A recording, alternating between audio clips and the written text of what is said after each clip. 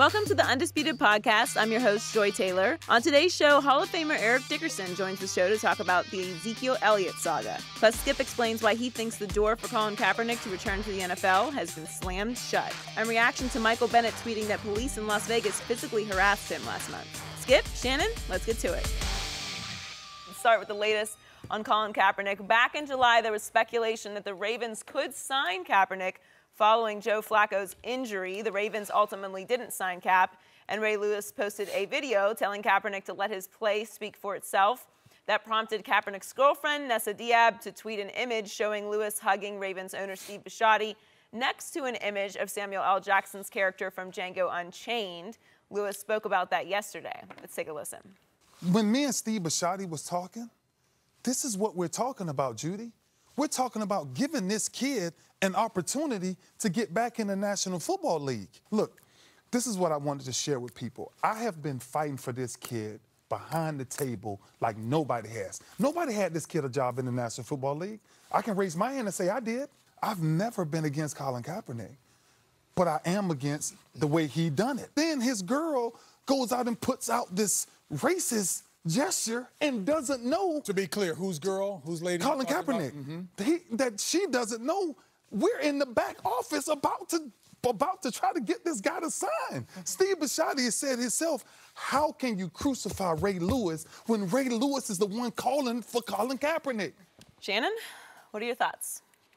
Nessa's tweet, Colin Kaepernick's significant other, is unacceptable. And this is what I've always tried to relay to people.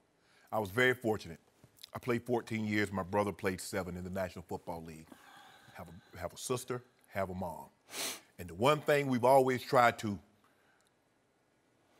tell them, talk to them about, is that when you say something, be it negative, especially negative, people will automatically assume you're saying it because you're speaking for he and I.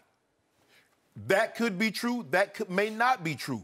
But when you speak on behalf of a current player in the NFL or any professional sport, and you are a significant other or you are a family member, the masses will assume that's coming from you. Skip, let's go through the timeline here about this Colin Kaepernick and the possible Baltimore Ravens signing. Joe Flacco injures his back on the 27th. On the 28th, Ryan Mallett throws 5 interceptions. Possible couple of more, the defensive players, they drop. Terrell Suggs turns to Marty Morningwig, who's the offensive coordinator. Hey, Marty, have Ryan Mallett throw it to the guys in the white jersey. Okay, boom. Now, on the 29th, Steve Bisciotti holds a fan forum talking about possible signing Colin Kaepernick, getting the fans feel, I've never heard anything like this before, but that's neither here nor there. And he concluded, pray for us. Pray for us, right. Okay. Yeah. Of all the things you can pray for, pray for us. Okay. On the 31st, Ray comes on the show, which is a Monday. On the Tuesday, which is August 1st. No, wait a second. You guys got into it. Me and Ray had a very heated, passionate discussion. I strenuously disagree with him. But Skip, when people come on this desk and you and I debate, we're not trying to get each other to change their mind. I'm talking to the viewing public at home.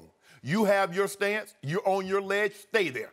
Is there anybody in the world you've been closer to than Ray Lewis? No, probably not. He's like a little brother to me. Thank you. And so I felt that of all the people, if I have a disagreement with, I can disagree with. This is a brotherly disagreement, just the way you and I would like to think, have brotherly disagreements. Absolutely, okay? Skip. We're not going to agree on everything. As a matter of fact, you and I disagree on a lot of things. And you're mostly wrong.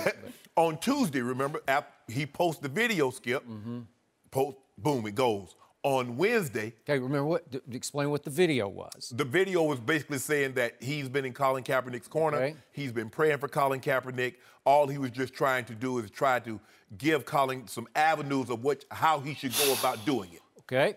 On Wednesday, which is August 1st, Colin's significant other, Nessa, tweets this Django Unchained.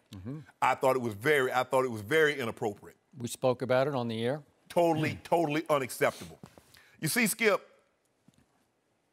if you want someone on your team, you're going to sign that person. Mike Brown and the Cincinnati Bengals, they wanted Joe Mixon. They knew what he had done. They signed him. They drafted him. They drafted him. The Dallas Cowboys, they wanted Greg Hardy. They signed him as a free agent. They did. Dante Stallworth was intoxicated, killed a man. The Patriots signed him. The Ravens signed him. They wanted him. Leonard Little, highly intoxicated, vehicular manslaughter. But the Rams wanted him. See, Skip, if you want somebody, you'll find a reason to sign him. But if you don't, all you need is that one. And guess what? What she did, Skip, I don't know. I have no reason to not believe that Ray was behind the scenes. There's something that he and I haven't talked about. I have no reason to not believe that Ray was behind the scenes trying to help Cap. But the fact of the matter is that this came out, and that was a non-starter. What it did, it provided cover for the Ravens because they say, see, now we were going to be willing to accept the blowback that was going to come with this anthem protest. But this was the final straw. Now, remember, Skip, you remember, who was that? Wes Welker's wife. What she said about Ray after they lost the AFC Championship game. They didn't waive Wes Welker. No. You remember what Giselle said when they lost to the Giants? They didn't cut Tom Brady. Nobody castigated him. Say, oh, she's speaking for Tom. Wes' wife is speaking for Wes. But you see what they did there? Because I've always, and I'm a firm believer in this, if you respect or you appreciate someone's cause, you will appreciate and respect the person that represents that cause. But if you don't think the cause is worthy, you definitely will disagree and not think the person that's supporting that cause is worthy. Hence, you get J.J. Watt and you get Colin Kaepernick. Now, no one has ever told J.J. Watt, he gave $100,000 of his money, he's already up to $20 million. Nobody said, J.J., stick to your day job, stick to sports. Because everybody thinks what he's doing is commendable, and it is. Nobody said J.J. Watt had a selfish agenda. Not one person. But Colin Kaepernick took $1 million out of his own pocket. Nobody said got no $20 million in donations. But it just goes to show you, Skip. I don't see now, Skip. I thought, and you and I have talked about this not only in the air but in private, that if somebody were to get injured, an injury happens, they're going to sign Colin. I'm beginning to seriously doubt that. I agree. My meter is starting to go, it's 100 over here, and I was at 50. I was at like 85, 90. I'm almost at always 100%, Skip. That is not going to happen because I see Buffalo, they signed Joe Webb. Joe Webb is a better quarterback than Colin Kaepernick. The Indianapolis Colts signed Jacoby Brissett. They traded for him. Traded for him. Yeah. But he's a better quarterback. That's when I knew that because I thought that was another last stop for Colin. Nope. Jacoby Brissett. And the thing that they're starting Scott Tolzien in place of Andrew Luck. Go ahead. Skip, it's just hard for me to believe in that they'll find every excuse why Colin, he had a championship caliber team. See, look at his defense. Skip, Peyton Manning was not the quarterback that we knew and loved. He didn't have as good a Super Bowl as Colin Kaepernick did in a loss, then Peyton won. But no one says, that defense drug Peyton Manning home. But when you like someone, you respect what they're doing, they don't respect Colin Kaepernick. They deem his cause unworthy. You know why, Skip? A flood. See, Jerry Jones and Mr. Kraft or these wealthy billionaires say, you know what? That's an act of God. That could have happened to me. A hurricane, a flood, a wildfire. That could literally happen to me. What is the likelihood that Mr. Kraft or any billionaire is ever going to be brutalized by the police? See, Skip, you can empathize with that because you know there's a probability that a flood, a wildfire, hurricane can affect you just like it did the people of Houston. But see, when blacks, they said, okay, what led to the encounter? Why would you have an encounter? Why would you have to encounter the police if you weren't doing anything wrong? They automatically assume you've done something wrong for the police to encounter you. One is an act of God, the other is your own fault. Skip, it's hard for me to say. I have no reason to doubt Ray Lewis was not behind the scenes because I know he has the owner, Steve Bisciotti's ear. I know that. I don't want to speculate because I haven't talked to him. And I wish I should have called him and got, the intricacies of what was going on. But Skip, it's just hard for me to believe that this is the only reason that you're not signing Colin Kaepernick is because of a tweet. Yet you condemn the tweet. Oh, absolutely. Yeah. Okay. Absolutely. I don't skip. If somebody disagrees with you, you can't go to the lowest common denominator to try to and because this is unacceptable. Okay, he didn't agree. He told Cap, choose football or social activism. Choose one or the other. Okay, you didn't like what he said. Okay. You think everybody liked what Dr. King did? You think everybody liked what everything? Even when you're doing something good, Skip, you will have naysayers, but you can't get so upset that you would do something like this because people will assume, some will assume, oh, this came from Cap. Cap did that. Bottom line to everything you just said, and I'm going to amplify. One of the oldest cliches is two wrongs don't make a right. Right. We have two big wrongs here. Correct. And one of them is on Ray Lewis. Yes. That's just me. Okay. But I'm going to show you two wrongs make no right here because what's not right is Colin Kaepernick is not going to be on an NFL roster on opening day. I'm with you. I'm leaning toward this is the end of the line for Colin Kaepernick. And I think the last stop for Colin Kaepernick, the best shot for Colin Kaepernick was the Baltimore locker room. I thought it was Seattle, but then it became Baltimore. And it was made to order because Ryan Mallett, as I said before he was drafted, is not very good. Nope. And Joe Flacco is going to be iffy for opening day. I guess they're going to try him for opening day. I don't know what's going on. But the point is, they are vulnerable at that position. Yes, and that locker room clearly, to me, wanted Colin Kaepernick, is strong enough, has a deep enough backbone to accept and assimilate Colin Kaepernick. Correct. And he would have been a perfect fit for the Baltimore Ravens. Correct. Until this happened. And I have cautioned both of you, be careful with Twitter. Don't become a Twitter victim. And we have two Twitter victims here operating. One is Ray Lewis, and I love Ray, not as much as you do because I don't know him as well, but I love him on this show. But I'm going to be a little critical here because I'm going to be honest about what happened. But Ray Lewis was a Twitter victim, and then she was a Twitter victim.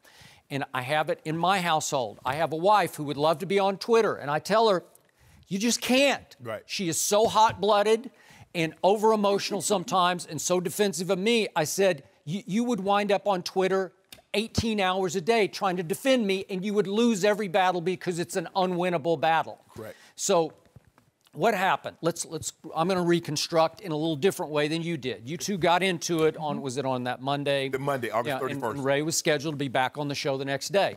So Ray gets in the car to go back to wherever he's staying in west side of Los Angeles here, and he's in the back seat of the car and decides, because he's been reading Twitter, all of his responses all day, his ats, his mentions, and it got him. It hit the deepest button in Ray Lewis, and he finally said, I got to respond, and I don't want to tweet it. I don't want to type tweet it. I'm going to make a video, and I'm going to post it on Twitter. Right. And he's a little off the top of his head, but the first line of the video is, I just left the set at Fox. And whammo, here he goes. Right. And he launches in, and it's about a 2-minute sort of a soliloquy. Yeah. And he says a lot of things in those 2 minutes. And then he posts it right up on Twitter before he came in the next day. And let's just go through it quickly in order. He went off about how much he prays. He said, your name, Colin, is in my Bible. I pray for you more than you would ever know. And he did make it very clear. I applaud what you stood up for. But his biggest message was, until you speak for yourself and demand what you want to do in life, it's totally on you. The point is, and we kept saying, because I kept hearing this from NFL people, from Fritz Pollard Alliance people, everybody in the NFL was waiting for Colin to speak up and speak out about what he's doing right now. Where is his head? Where is his heart? And I think that's fair. Even though I know you got some blowback from Colin's side of it, that, hey, I don't want to have to beg for a job. These other backups didn't have to beg for a job. No, but they didn't become the face and the voice of an incredibly crucial movement that will go down in history in this country, that put him on the cover of Time magazine, that will make him the face of something forever and ever, that we will always remember, that had national lasting impact. Correct. Okay, that's a big thing, and now it's time to return to your quote-unquote day job, what you do for a living, and are you ready to go back? So Ray wanted to know that because Ray's a football man at heart, and he was speaking almost the way an owner would speak. I need you to speak to me. Ray, John Wooten, who runs the Fritz Pollard Alliance, Jim Brown, they all wanted Colin to leave his little insulated circle of advisors and come speak to them. Look in their eyes, let them look in your eyes, let them look into your heart. What's going on right now? Are you ready to go back? Go ahead. I know this gets offensive to some people, but it's just this is their view. No, I'm just saying. So should he pay for his way to see that team? Because I believe the Seahawks, they brought him in. They did. I feel very comfortable saying that he talked to Pete Carroll and John Snyder, the general manager. I think it linked he did. Now, he did not work out for them because he was ready to and they didn't want him to. I don't know this for certain, but I feel comfortable saying that I believe he talked to Dick Cass, Ozzie Newsome, and John Harbaugh in the Ravens organization. Normally. Did he on the phone? Because yes. Ray was acting like that they needed him to come in and look in their eyes. I don't know. But here's the thing, though, Skip. Okay, if you call me and says, okay, I'm talking to you, you get in touch with my agent, we're talking. Yeah. Okay, where do we leave it? Or, okay, we're bringing you in, we want to talk to you face to face, we want to give you a physical, whatever that the case may be. But is he supposed to say, guys, can you bring me in so I can sit down and talk to you? They wanted him to. I just know that, and I reported here on the show, John Wooten, again, the head of the Fritz Pollard Alliance, who oversees the Rooney Rule. Correct. They wanted to do what they did in 1967, when they conducted a summit for Muhammad Ali, Correct. where they brought in the biggest athletes in several sports, Bill Russell, Kareem Abdul-Jabbar. Kareem Abdul-Jabbar.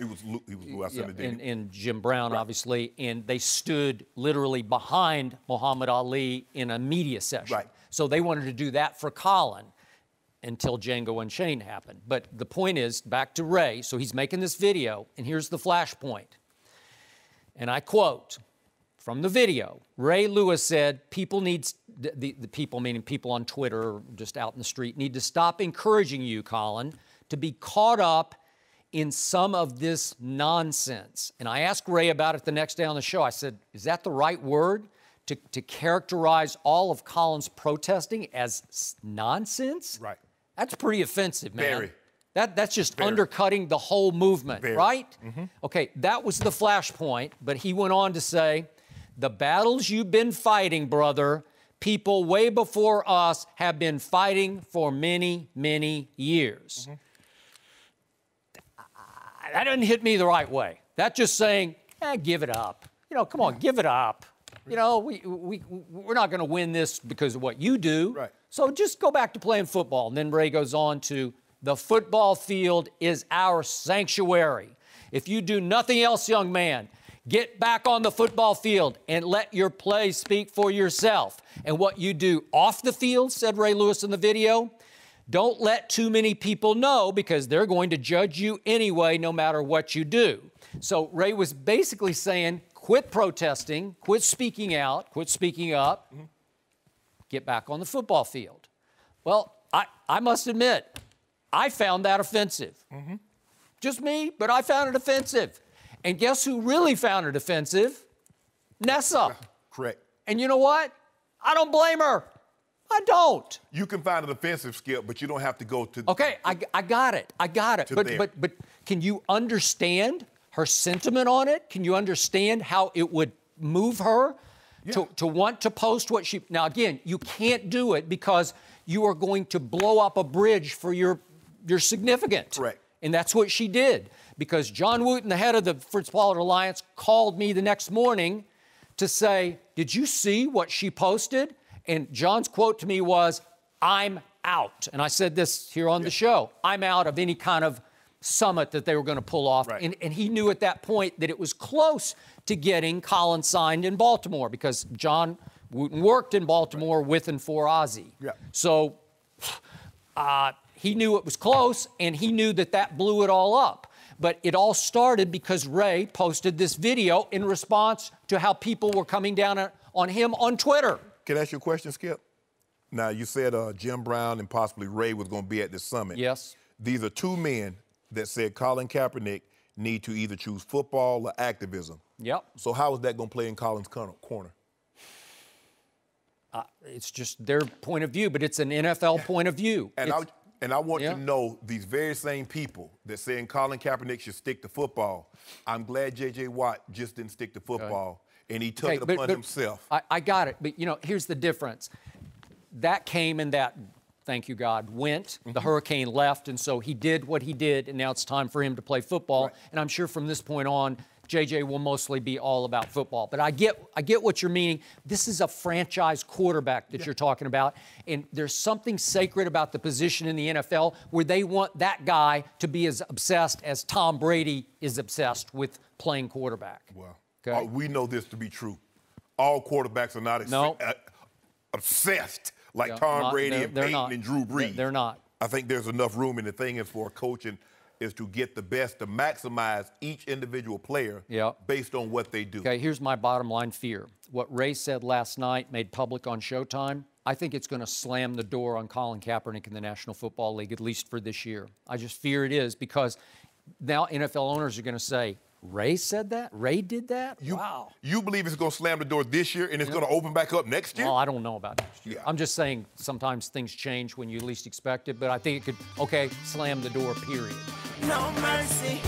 This is the Undisputed Podcast. I'm your host, Joy Taylor. Before the show moves along, I wanted to tell you today's podcast is brought to you by Audible. Audible is a leading provider of premium digital spoken audio information and entertainment on the internet. That means Audible content includes an unmatched selection of audiobooks, original audio shows, and more from the leading audiobook publishers, broadcasters, entertainers, magazine, and newspaper publishers. And good news, Undisputed listeners, you can get a free audiobook with a 30-day trial at www.audible.com/undisputed. And unlike a streaming or rental service, with Audible, you own your books. Membership includes one free audiobook a month, as well as exclusive sales. Download and listen on any iOS device, Android, Amazon Fire Tablet, or Windows Phone. Now, my personal Audible recommendation, I Wear the Black Hat by Chuck Klosterman. I'm Way Into Villains. It's an awesome book. I loved it. Listen to it on Audible. Remember, for your free audiobook with a 30-day trial, go to www.audible.com/undisputed.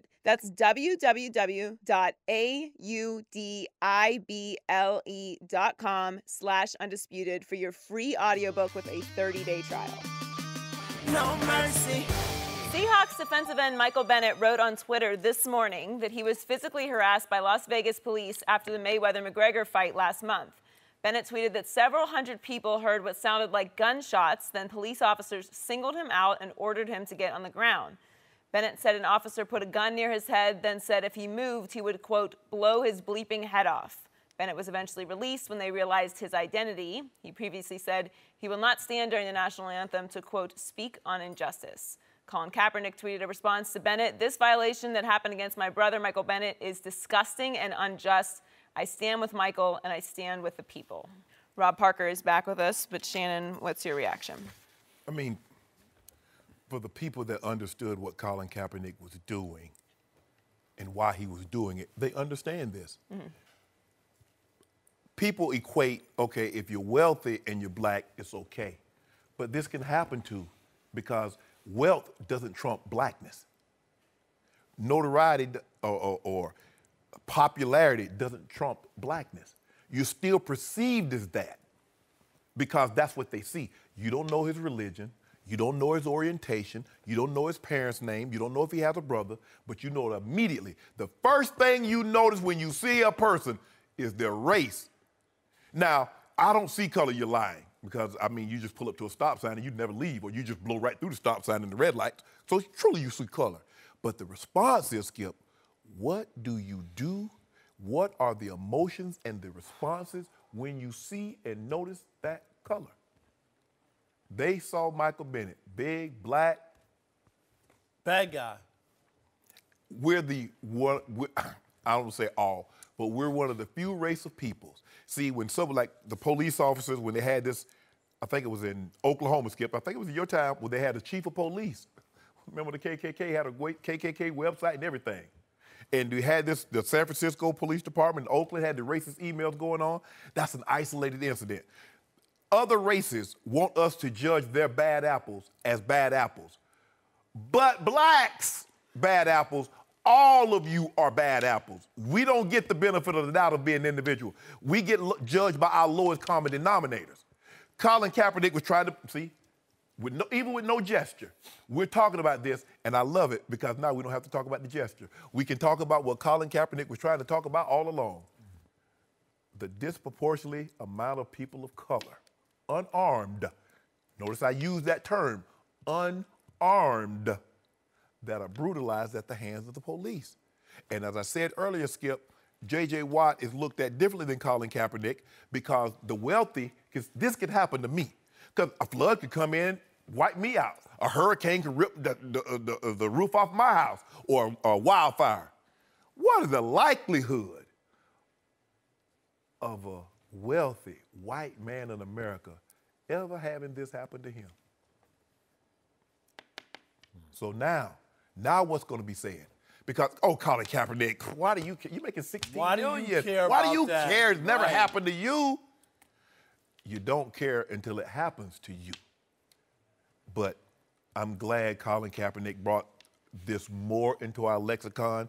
But I've said this before, Rob, and I'm going to turn it over to you. What I see on camera doesn't concern me. It's what I don't see. Because even when people see it with their own two eyes on camera, they still can't seem to convict the officers.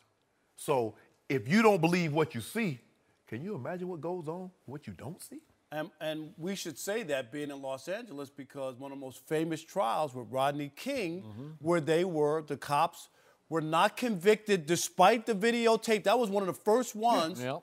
Where here it is, and it was the first one. Right? It was the first one, really, where you had it on tape. 1992. Right? And they still got off because even though he never fought back and all the other stuff that went on. They feared for their life. Right. The point is, as you say, what goes on when the cameras aren't rolling, that happens often. And as a guy who's 6'4" and a black guy, and I've been followed around in department stores, and I was stopped. Skip, you know, a well-documented story I've told on the old show.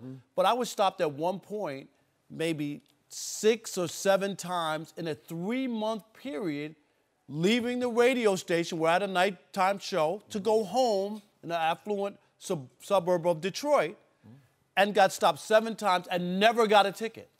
Never got a ticket, because I hadn't committed a crime. You did. You know what? Being black is a crime. Right, but. And how would the conversation go?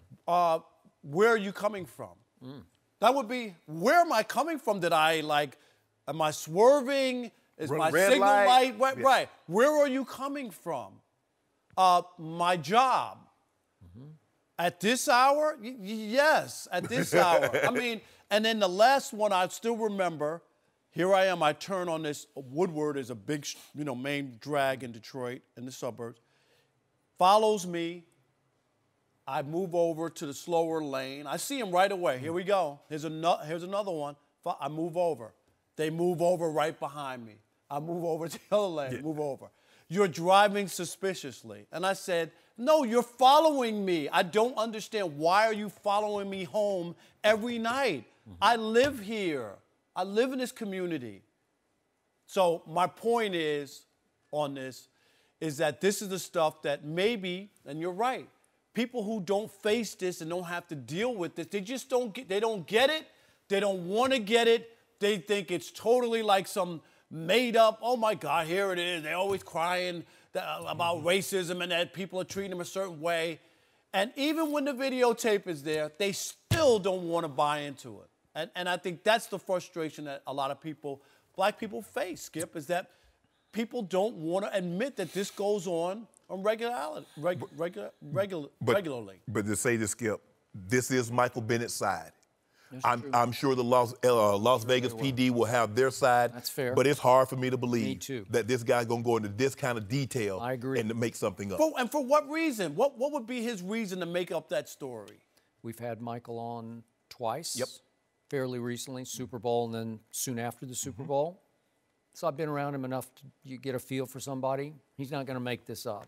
I don't think he's going to exaggerate a single detail.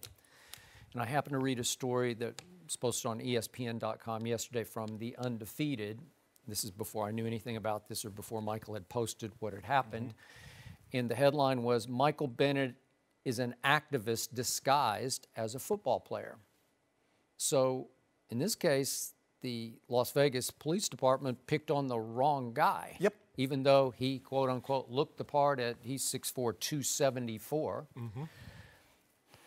They picked on the wrong guy.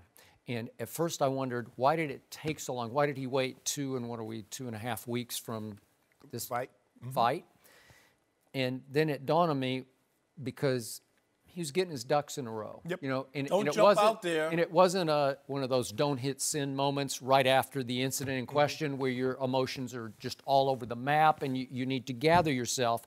So he's gathered, and it concludes with the fact that he's got an Oakland civil rights attorney named John Burns to represent him as they pursue whatever legal options are out there. Right. But I must read one statement late in his statement from Michael Bennett that I found chilling and I find all too true. And it says, when you are seen as an N-word, you will be treated that way. And I've told you before, that word that he wrote is the single most evil word in the English language.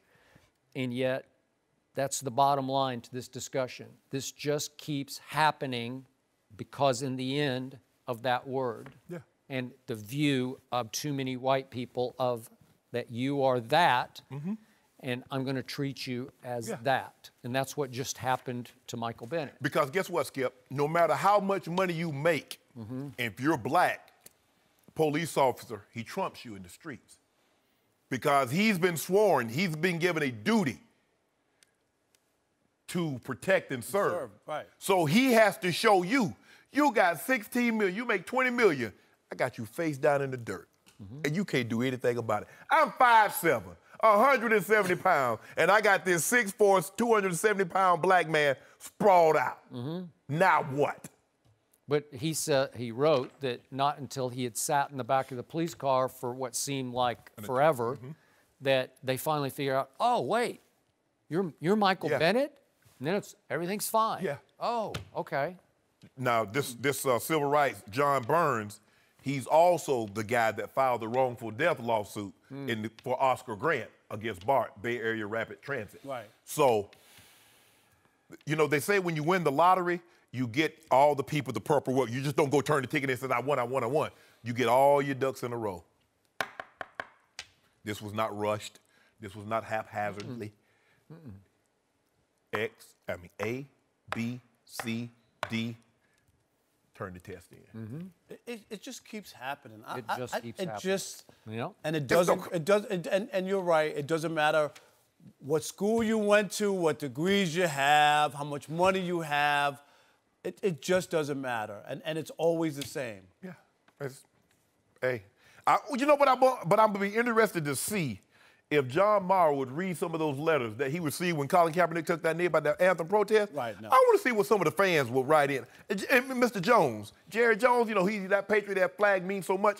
I would have liked for them to read. Well, that's always been the issue with Colin Kaepernick's protest, right? Yeah. Is why people don't want to talk about what he's protesting, because people feel like if you say you're against police brutality, that you're anti-police. And they don't go together. No. Just demanding equal rights for everyone who's an American does not make you un-American. It makes you the most American that you can be. Right. You're asking for what your country has promised to provide to you, no matter what your race, religion, color, gender, age is. That doesn't mean you're anti-police. It just means that the police that are sworn to serve everyone equally. That's it. If Skip and if Skip gets stopped going 100 miles an hour, I get stopped going 100 miles an hour by the same cop. Hey, don't ask Skip to give you his driver's license and registration, and then you pull up there with your gun pointed at me. Right. That's all I'm saying. Yeah, just treat me just like that's you would. it. Right. And that's Simple as that. that's not too much. And I want to say my family's filled with cops. I mean, and most of them are retired. A lot of them are retired now.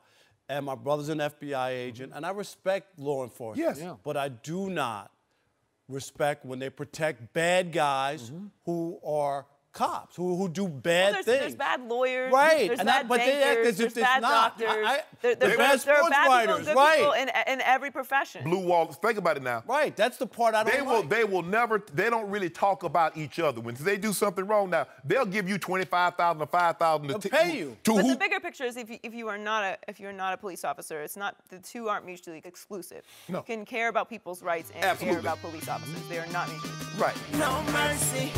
Yesterday, arbitrator Harold Henderson upheld Ezekiel Elliott's 6-game suspension, but he can still play against the Giants on Sunday. Zeke practiced yesterday before heading to district court.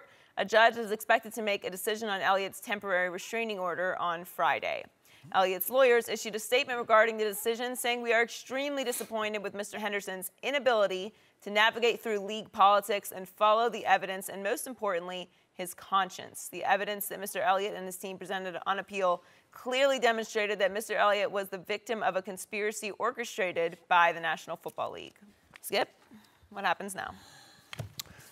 Mr. Sharpe and Ms. Taylor, what happened yesterday was pretty much what I said was going to happen on yesterday's show. Ezekiel Elliott will now be allowed to play on Sunday night, and I believe he will remain eligible this entire football season as this case gets bogged down in federal court. This is going to federal court. And I'm going to say it again. I believe that Ezekiel Elliott has a much better chance of winning his case than Tom Brady had of winning his case in federal and then in appeals court, as you remember. Because this time, Roger Goodell's Director of Investigations, Kia Roberts, is testifying against Roger Goodell. So all of a sudden, the NFLPA, Zeke's side, has a star witness that I think will continue to testify against Roger Goodell in real court, as she did in the appeals process. So, as I said yesterday, as I predicted, the NFL tried to play a game. The NFL lawyers tried to play a game all day yesterday with the judge involved in Sherman, Texas. And the game was, if you delay the announcement, and we all knew what was going to happen, they're going to have to stand by their 6 games, right? Correct. But if you had announced early in the day, maybe while Undisputed was on, then you have the right to say Zeke can't play on Sunday night. But if you delay it past 4 o'clock, and it's not a rule, but it's sort of a spirit of the rule that the league has always had, if you get late day Tuesday, it's not fair competitive advantage for both teams playing Sunday night. You got to go ahead and let him play. So why did they delay? Because they wanted to go before the judge in Sherman, Texas and say, we don't even have a ruling, Judge. How can you rule when we don't even have an appeals ruling yet? What happened about an hour into that proceeding last night in Sherman, Texas? The judge held the NFL lawyers' feet to the fire and said, come on, what's going on here? And they finally had to admit, well, we're going to uphold the 6 games. Aha, says the judge. So that means I need until Friday to rule on your temporary restraining order motion that you have filed, which would mean an injunction, which would mean indefinitely, as you go through the federal court, that Zeke would be allowed to play football.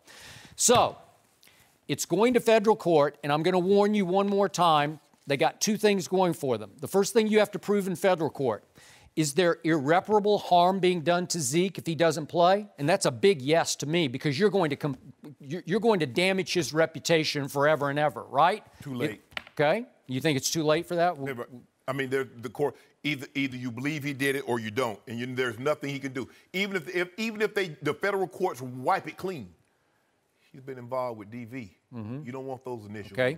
But if they wipe it clean, it's going to help clean up his record a little bit and his reputation a little bit. It did Brady's. It did a little bit. Some people believe he still cheated. A lot of people don't believe. Right. I think it helped clean it up. But you also have to prove to a federal judge that you have a winning case on the merits of the case. And again, if Kia Roberts will testify in court, I believe you already have her appeals testimony to fall back on. I think you can show a federal judge we have a winning case here. Again, you're not going to retry that case in court. It's all about procedure. But you still have to prove to a federal judge that you have a convincing case to be made against Roger Goodell here.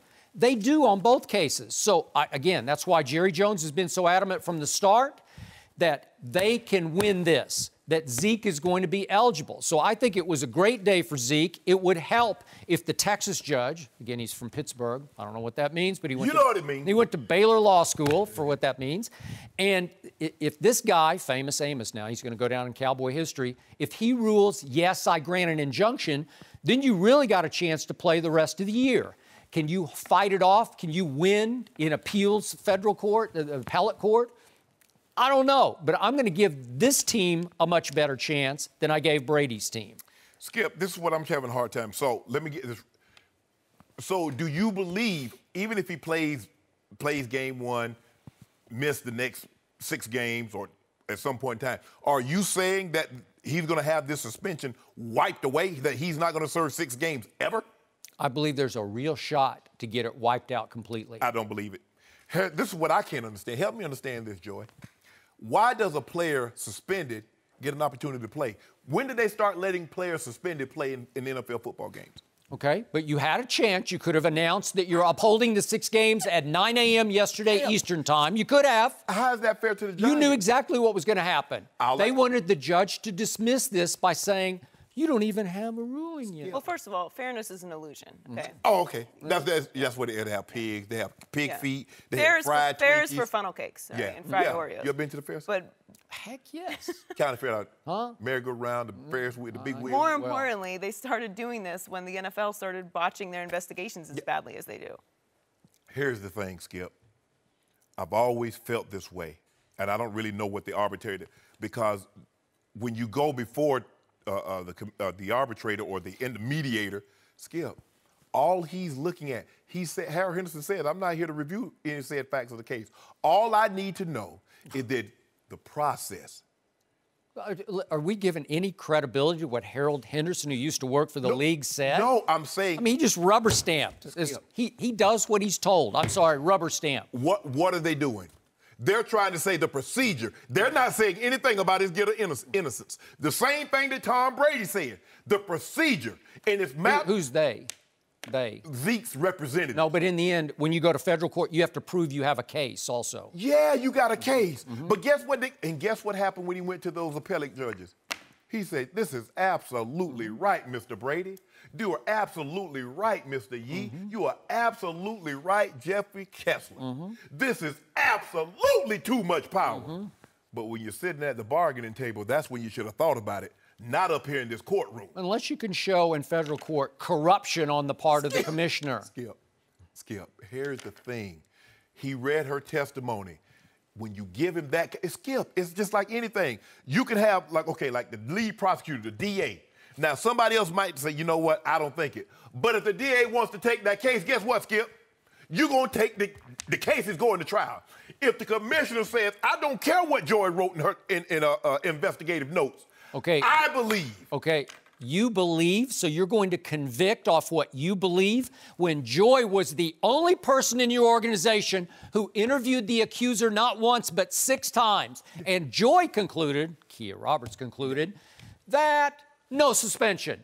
Does not believe the witness, not credible enough. Yes, because I trump Kia Roberts. Yeah, you do. You know what happened, Skip? Let me tell you what's happened, and it's happening to you. You watch too much Law and Order. You watch too much theater. I've never watched it in my life, but go ahead. Not once. What has happened is that you think there's a set of rules and parameters in which a court proceeding is supposed to abide by. See, in real court, they say reasonable doubt. If there's reasonable doubt, you got to let this person go, or you got to let this case go. The NFL says, I need all doubt removed. See, there's a presumption of innocence when you walk into a normal court that you're innocent until proven guilty. Well, you go into the NFL court, you're guilty until proven innocence. So if there's a bar like this, Skip, the bar like in between here, guilt, innocence, NFL is even. So you walking in, and then as soon as you close the door, that guilt raises a little bit. Skip, I want to hear this in federal court. I want to see how that judge responds when he hears that Kia Roberts, who went to Duke undergrad, Vanderbilt Law School, then did 7 years as the assistant DA in Brooklyn, handling hundreds of domestic violence cases, sexual assault cases, murders, and I could go on, that she looked into the accuser's eyes 6 times in interviews and concluded no suspension. And Roger Goodell ignored her conclusion and cut her out, kept her out of the final meeting in which they decided upon the punishment. Was procedure followed? Did they give Ezekiel Elliott advance notice that he was under investigation and he could face possible suspension? Did they let him know that he could not interview any of their witnesses and they could not cross-examine any of their witnesses? Did they let him know? Was the procedure followed? Okay, all you need to know that procedurally, Roger Goodell cut out his director of investigations from the final meeting in which the punishment was decided. That's all you need to know about procedure. Judge Judy, what is in Article 46? It says not only can the commissioner hear the original case, he also can decide on the appeal.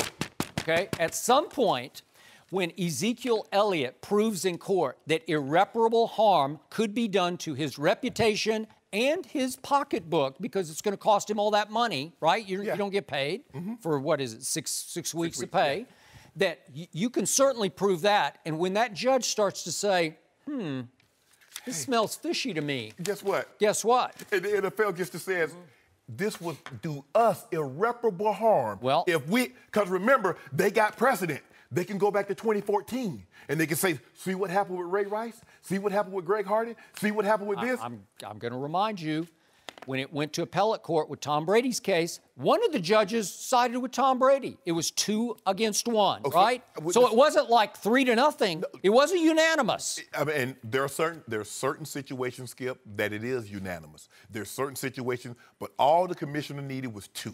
Okay. And what did those 2 say? The 2 said, Skip, here's the thing. Why are you litigating things you could have negotiated? It's cheaper to negotiate than it is to litigate. Guess what Zeke could argue? I wasn't even around then. I was playing college football when that happened. Well, hey, hold up, Skip. You got to abide by the rules that's set forth by the CBA. Okay. We'll see if that'll and the stand Players up Association. We'll see. Oh, it's going to stand up. Yeah, if one man's reputation is on the hook here, I like Zeke's chances. What do you think about the NFL thinking about their reputation, Skip? Do I believe... Their reputation just got nuked by Kia Roberts. That's what just happened. Okay. She blew the whistle on the commissioner. She requested to testify at the appeals hearing. I don't know how people can't get that through their heads. Yep. The commissioner just got exposed by his director of investigations. It's on, man. It's just like in the testimony that they did not interview, the NFL did not interview the lady that got in the fight with the alleged victim. And people are asking, well, why would they interview her? Skip, would I interview somebody that could or would harm my case? I'm not interviewing that lady saying she had a fight and I punched her in her face and we got some scratches and bruises. I'm not interviewing her. If I'm trying to pin this case on somebody or I think I got enough evidence as is, because I know what she can do is punch holes in my case. Yep. So why am I talking to her? But Skip, the question is, the procedure, was it followed? Was proper procedure followed? I'm going to say no. How? They didn't even invite her to the last meeting. That's a breakdown of procedure. Violation. Article 46. Does it say she has to be in there? Is it, Skip? Just watch what some judge says. Again, a young man's reputation is on the line, and you can appreciate that. I can understand it. Okay. I can understand it, Skip. But here we go. Skip. If it's not in there where he has to listen to Kia Roberts' testimony or she has to be in there, if it's not in these parameters, Skip, the judges go... See, Skip, once upon a time, there were no written contracts. You shake a man's hand, a meeting of the mind. But guess what? Now, see, you told me you was going to give me a cow if I gave you 3 pigs. And now all of a sudden, you done got my cow, ate my cow, you won't want to give me the pigs. So guess what? I got to write it down because can't trust you anymore. Skip, what's in here? Tell me what's in here, Skip. Well, if it just says, I have absolute power, that's what you're saying. Some judge might say, you know what, in this case, you don't. No. Because you're not accusing this young man of deflating footballs. You're accusing him of beating a woman. Was the process followed? No. I say no. You got to Breakdown. That's not an Article 4. Don't keep pointing to Article 46 on the process. They say they have to give you proper notifications. They tell you what they can do. They don't Skip. You're looking for exculpatory evidence. You're looking for all this stuff that you would get in normal court proceedings. This is not a normal court. If anything, it's a kangaroo court. But hey, this is what you got to go by when you're in the NFL, Skip. We know it's unfair. Framed, railroaded. Here we go again. The Giants should feel some type of way. When does a suspended player get to play in a game? Well, why didn't they criticize the commissioner for not announcing the suspension early in the day so he could justify keeping him out Sunday? Quick question. And if he had tried to justify it, you know what would have happened? What? That the judge last night would have said, you know what? I grant the injunction. Quick question, Skip. Is he suspended, yes or no? When he got suspended, how he got suspended is inconsequential. What do you mean? Not anymore. No. He's suspended. When do they allow suspended players to play in NFL When you don't games? announce it in a timely fashion because you're trying to play funny business games with the judge in Sherman, Texas. He was already suspended. You lost. He was already suspended. You appealed. Well, you blew it. Okay, once he announced it, he said you're suspended still. So why he get to play? You just don't like the You fact just that don't he's like going to playing on get to Sunday. play against the Giants on Sunday night. It don't matter. I love It it. is actually. I love it. I just guess just stop being surprised, right? But it is remarkable that we are having this conversation, that it is that much of a disaster that's been handled this badly. Hey, start and finish with Kia Roberts. That's it. Skip. That's it. That Skip, changed everything. As long as it was bad apples, nobody had a problem with Commissioner having absolute power. No mercy. Hey guys, it's Joy Taylor. Before the show moves along, I want to bring in a friend of the program to tell you about his exciting new project. I'm James Andrew Miller, and I want to introduce you to a new podcast called Origins, as we relive indelible turning points that went down in cultural history and changed it, arguably, forever. We'll open Origins with a 5-episode cycle digging deep into Curb Your Enthusiasm. We'll hear from more than a dozen key players who retrace how Curb evolved from mere smash hit to a turning point in television. You can find the Origins chapter on Curb Your Enthusiasm when you search and subscribe to Origins with James Andrew Miller, wherever you listen to podcasts. Now, back to the show. No mercy. Yesterday, arbitrator Harold Henderson upheld Ezekiel Elliott's 6-game suspension, but he can still play against the Giants on Sunday. USA Today's Jarrett Bell wrote that even if Elliott wins his legal battle, his reputation has already taken a blow from the domestic violence allegations. We're joined by FS1 NFL analyst Eric Dickerson. Welcome, Eric. Thank you. Good He morning. got a new job too, Joy. If you ever need tickets, you got to hit him. That was a ticket to the Ram game? I know you want to come bad. I'll come. They got free food? You got free food. Okay, well, I'm on. Joy. Right. Do you have hummus? I got hummus. Do you have grilled chicken? Why you got to tell my corn? business? Well, That's what he eats. Oh, that's all you eat? Well, I can look at that body. I mean, golly. I mean, Don't Skip get mad. Skip get mad if you talk, because I'm in better shape than Skip. He upset this morning. He knows that's false. Well, Skip wants to stay and watch all the games. So he has to do research. Eric, do you believe that Elliott has already lost in the court of public opinion? Well, I'll say this much here. For as the Cowboy fans, a lot of Cowboy fans still want to believe, you know, that this didn't happen, and you read some of it, you're not sure if it happened or not. You know, I'll say this. When my mother, when I left Texas to come to L.A., she said one thing to me: don't embarrass me and don't embarrass yourself. And that's important. And right now, I think he's embarrassed himself and he's embarrassed his family and the Cowboys in this incident. And I'm not saying everything is true in it. You know, you got to see if she's telling the truth, you know, and he's telling the truth. It's always he say, she say. With any time you hit a woman or allegedly hit a woman, no matter how it goes, you can't win. Because the first thing somebody's going to say is, oh, she say, he didn't hit me, I made it up. Oh, come on, the Cowboys paid him off. Oh, come on, come on, they lying, he did something. So he can't win there. That's just a no-win situation. And for the football team, you know, you're hurting your football team also. I mean, they need him in this game with the Giants.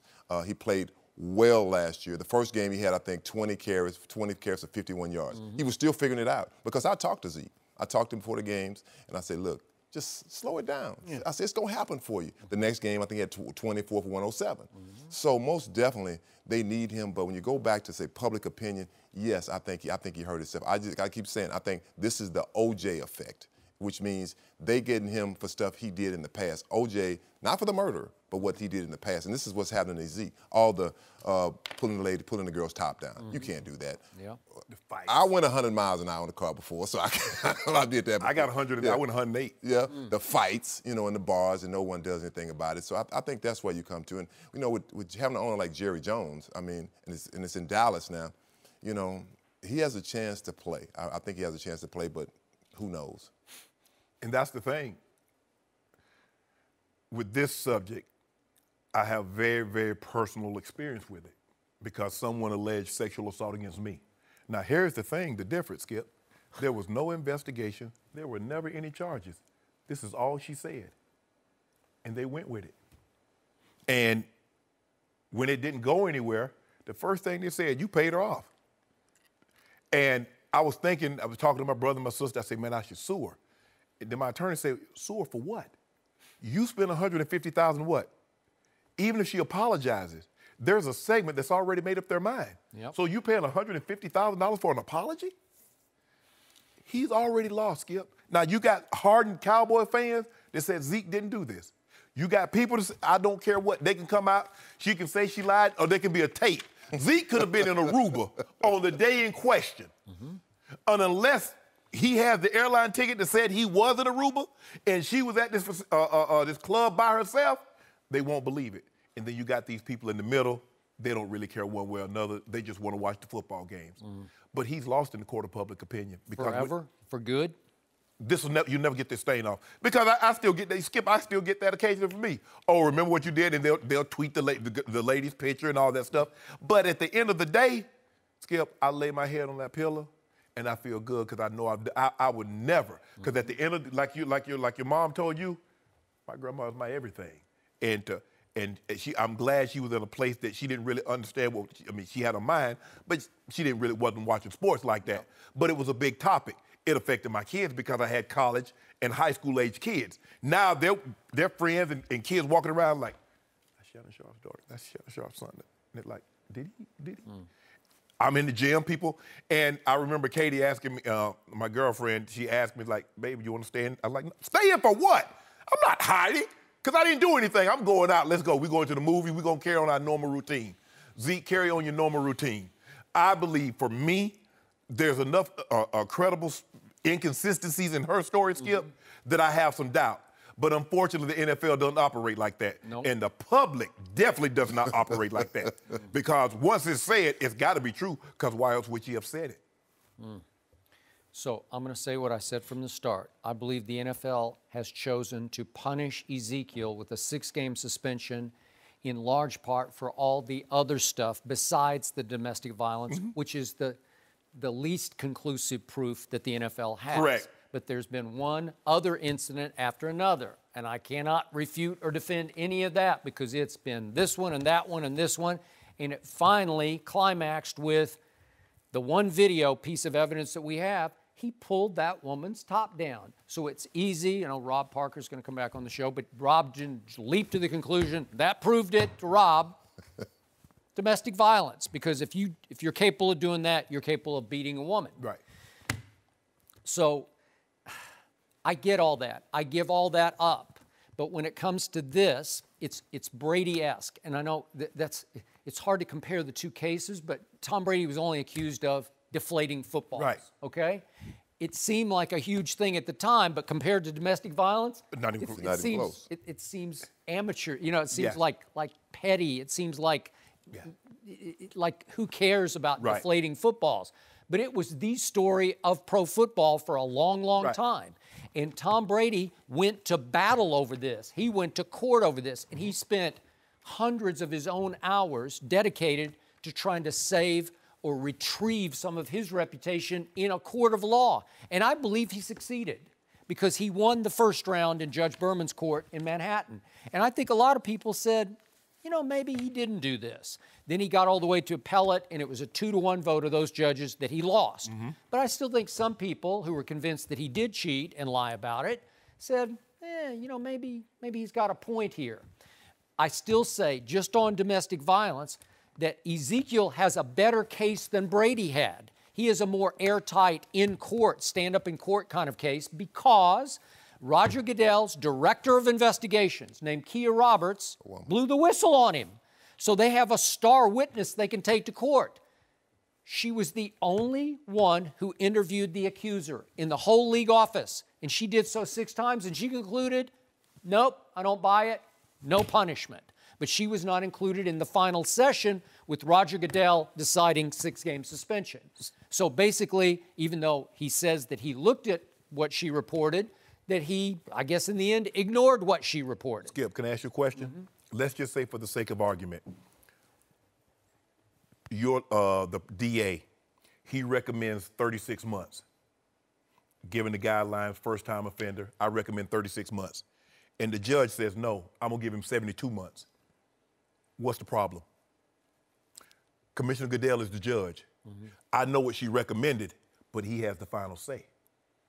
And if the process, if the procedure in which they went through, if it's laid out step by step, there's nothing Zeke can do. We have to stop looking at it like it's a court case. It's not a court case. No, but that's what that's my point. The procedure was procedure followed. Now, it's going to go to court. Yeah. That will be determined by judges and lawyers. Yeah. But whatever Goodell does and whatever the NFL does, they don't have to have they don't have to follow that. No, but that's what I'm saying. He's the final judge, and all they're talking. They're not talking about guilt innocence. The thing is that even the police and the investigators found nothing. Right. That's why the problem comes in. Right. It's like everyone talks about Zeke because he is the star. Right. No one seemed to talk about her. You know, and like you said before, once you get that label, you can't shake it. I mean, you can't. It's gonna follow him. Right, but I think bigger picture, what Jarrett Bell was talking about outside of the domestic violence allegations is that through the course of him defending himself, he's going to have to reveal things about himself that are damaging, which he already has. The drugs and the drinking and the partying.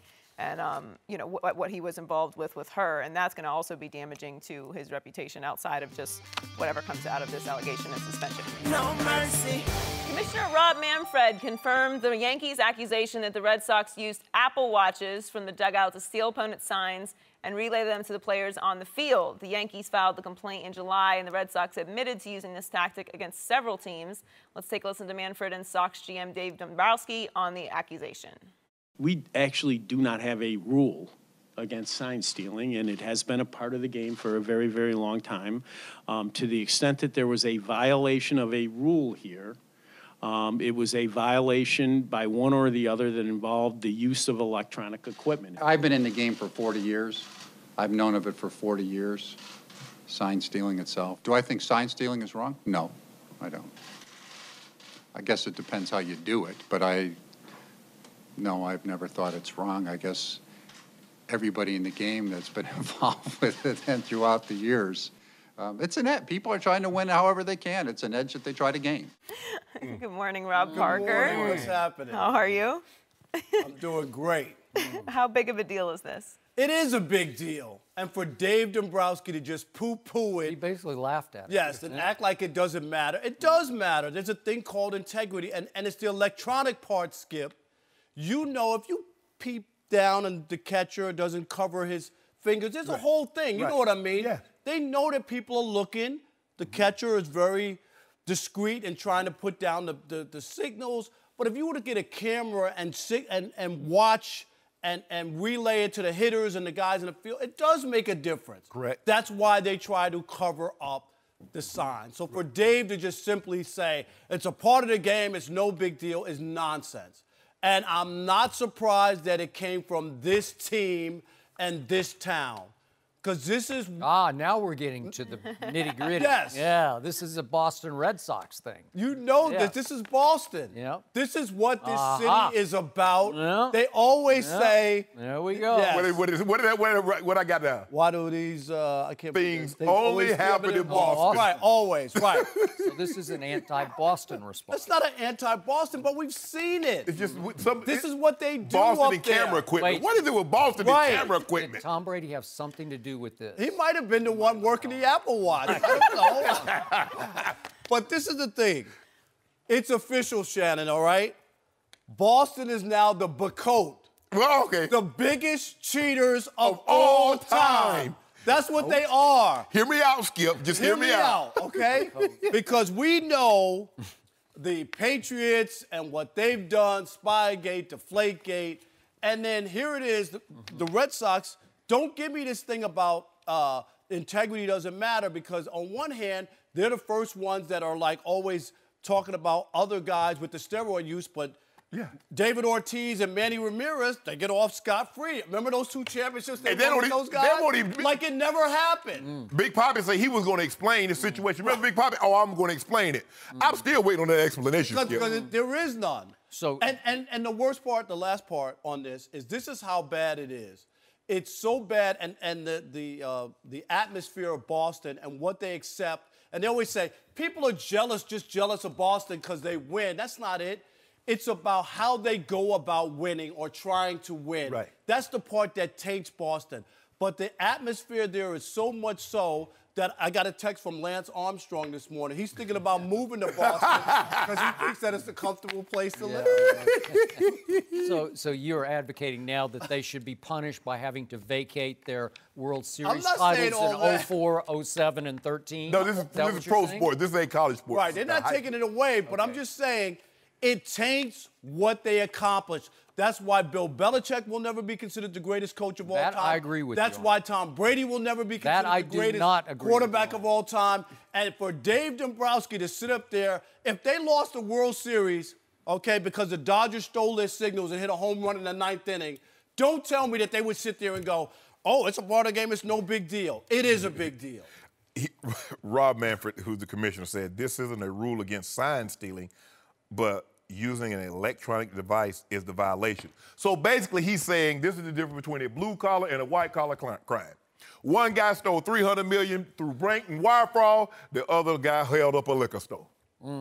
That's not quite, because the outcome is the same. You're just stealing a sign. So you didn't get $300 million, you stole a sign. You didn't rob a liquor store for whatever was in the cash drawer, you stole a sign. No, here's the thing, though, Skip. You rob the liquor store, you're going to get 40 to life. You steal $300 million, they're going to ask you how you did it. That's the difference. See, when you rob a liquor store for $40, Pookie, he getting 25 to life. But John D. III, that worked at Goldman Sachs, well, how did you do it? I much agree with what you just said, but it doesn't apply to this. But, Skip, cheating is cheating. See, here's the thing. The problem that I have, in baseball, I have all these unwritten rules, and I'm just trying to catch up with them. And so I'm just writing them down because there's so many unwritten rules I don't know about. So every time I see Dave Winfield, I'm like, well, what about, explain this rule to me. Because I need, cheating is cheating. Just because everybody's doing it doesn't, everybody's speeding. Well, everybody's speeding, officer. No, but I caught you. Right, and when you get caught, you're the one who gets the ticket. It's safe to go the speed of traffic, right? And that's what happened. Everybody was stealing signals with Spygate. Everybody's deflating football. Hey, I'm gonna tell you, like the State Patrol caught my sister. Caught my sister going 85. She gonna get out the truck and talk about, officer, look how fast all them cars going. He said, I could have caught them if I didn't catch you first. Right. I don't care what you say, Dave Dombrowski, Rob Manfred, they're cheating. So now they just become more sophisticated in how they cheat. Oh, the Yes Network, they're on the Yes Network, so they're probably doing the same thing. Don't do that. She caught you. I hate what my brother used to tell on me, but I sure was gonna tell on him. I can't take this by myself. I couldn't. Rob Parker, I cannot tell you how disappointed I am in you this day, because you and I both have been covering the sport of baseball for too many years. And the first thing I learned back in the 70s covering the Los Angeles Dodgers right here for the LA Times was, if you ain't cheating, you ain't trying. It's just the way baseball is played. But they got caught, Skip. Okay? There's a big I got difference. it, but this same thing has been going on since the invention of television. That was back in the, 50s? Yes. Because it's too easy for a Red Sox representative to sit up in the press box watching the feed, the live feed, and what do they show from the center field camera? On every pitch, you can just see the fingers going down, right? Yeah, but you're not supposed to know exactly. I mean, they mix it up. Okay, so well, then that's that on obvious. you. It's not one fastball, two curveball. Yeah. I mean, Okay, it's on you to keep mixing up your signals and to screw them up because they could guess wrong also, right? Right. So you could have your rep up on the press box watching the live feed, center field camera, and if the catcher is dumb enough to put down one finger and point inside leg for inside fastball, what if he just gives a quick fist? And the bench coach is just watching him. You can just see him up in the press box because they're usually mid-level, right? And he just gives a fist, and a quick fist is given to the hitter. He just glances sideways at his dugout and sees a fist means fastball. Let's just say that's the signal. Well, you got a much better chance. If you know a fastball is coming, you got a way better, I give you a 50% better chance of hitting it hard and far, right? Absolutely. Okay. So what's the difference in that and the same rep? Let's just say the rep's in the clubhouse watching the live feed. Maybe it's just one of the clubhouse boys, if we can make a Patriots analogy here. And he is texting the Apple Watch of the trainer, and in this case, it's the same, relay of signals. And all he was doing was positioning the fielders. So he was basically saying, if it's a fastball that we're going to play to swing late, and if it's a breaking ball of any kind, we're going to play to pull, right? So we're going to be 5 feet this way, 5 feet that way. And you're telling me that's going to decide the outcome of the game? It might in some crucial moment in the game. It might have. Okay, I'm glad you at least admitted that. It might come into play, but in general, it will not influence the outcome of the game. I want to be a catcher. I want to be a catcher. You know what my signal is? The middle finger. That's all I'm doing the whole time.